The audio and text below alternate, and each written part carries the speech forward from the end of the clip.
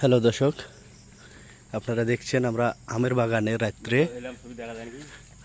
বাগানে রাত্রে আইছি। যে প্রচণ্ড আম দেখছেন, ও মাই গড, কঠিন আম।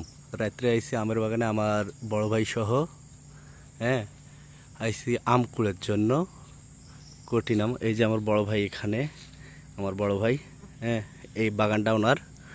তো কঠিন আম, এই দেখেন আম দর্শক, সেই আম একটা করি আম, সেই এটা হলো হাঁড়ি ভাঙা আম।